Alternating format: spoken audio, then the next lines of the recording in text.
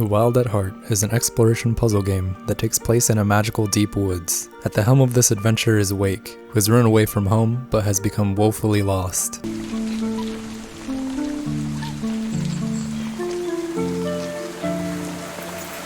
The main gameplay is the utilization of woodland creatures called spritelings. They act as a weapon and an extendable appendage. Spritelings can be thrown to explore higher elevation, break objects, gather materials, and notably, fight malicious beasts. Spritelings can be thrown in an arc, either one at a time or rapidly, and perform any available action upon landing. Throwing spritelings takes getting used to, as the sensitivity used to aim the reticle is fickle. However, the spritelings are surprisingly adept at working toward your intent. They have a generous area in which they automatically begin to work. Wake himself has a few unique actions. Most notable is the self-made vacuum, which can suck up items from afar, as well as solve certain puzzles that require pulling. It can pull back spritelings that are stuck on ledges, or in over their head fighting enemies. He can also kick breakable objects and monsters, as little damage as he does. Wake could have felt like a lesser spriteling that needs protecting, but he is given enough importance to where he feels like a separate tool for different jobs. Fighting enemies is a dangerous affair. The small number of spritelings you can bring in the early game help make brawls feel up close. Enemies often appear out of nowhere,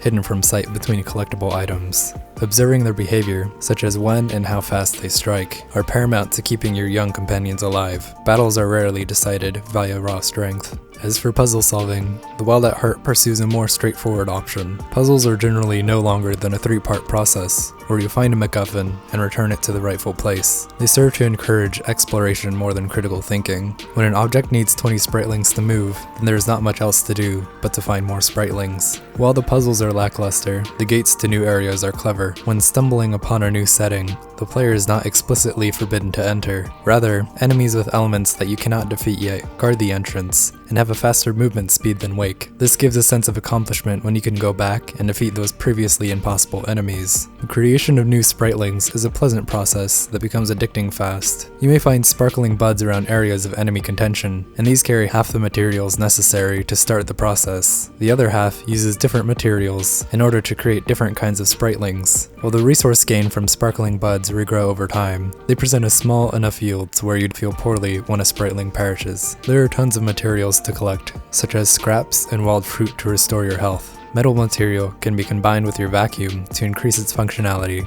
so it never feels like Wake is losing his utility in comparison to your ever-expanding army of cute woodland sprites. The feedback from every action is a surprising delight. The controller rumble does wonders in giving a moment weight. When you take damage, the controller vibrates, the screen pixelates momentarily, and the sound gets muddled. Combined with enemies that sometimes jump out of hiding, the disorientation really simulates getting struck. In contrast are the spritelings when they are damaged. There's almost no physical response to them getting hit, so when they perish unexpectedly, it makes it clear how squishy they really are. The environment is whimsical, bursting with soft palettes of color. The natural yellows and greens of the starting areas successfully portray a place of Martian origins. Each object that you can reach can be interacted with by kicks or with a vacuum, even if it is not part of a puzzle. This gives palpable weight to the background, with flimsy leaves being blown away or sucked closer, and the thuds of denser objects when spritelings bounce off of them. Despite this, the story does not shy away from darker tones. As mentioned earlier, Wake's motivation to run away from home is his alcoholic father. While he is somewhat prepared for the journey, The Wild at Heart makes sure you know that Wake is still a child. He brings his video games with him and muses about his inventions and the infallibility of his homemade map.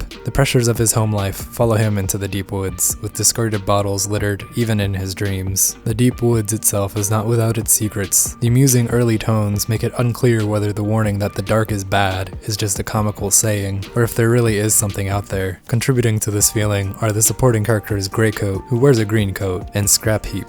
They seem knowledgeable enough about the surroundings, yet not reliable enough to fully trust with your life. Both back at home and out here, Wake is still in the depths of peril. The Wild at Heart has a satisfying gameplay loop of resource management and exploration. The puzzles aren't challenging, but they serve as an acceptable means to an end of pointing players where to go. The colors and tones of fall present a cute, yet somber accent to the bittersweet plot of running away to a hopefully better place. Wake is provided with actions that are unique to him, such as his vacuum ability, but it doesn't quite elevate the game to surpassing genre conventions. Potential buyers should focus on whether the mysterious environment and curious characters entice them, rather than the simply adequate puzzle elements. Noisy Pixel is giving The Wild at Heart a 7 out of 10. Thank you for watching. Please read the full review at noisypixel.net, and please subscribe to keep up with all of our future content.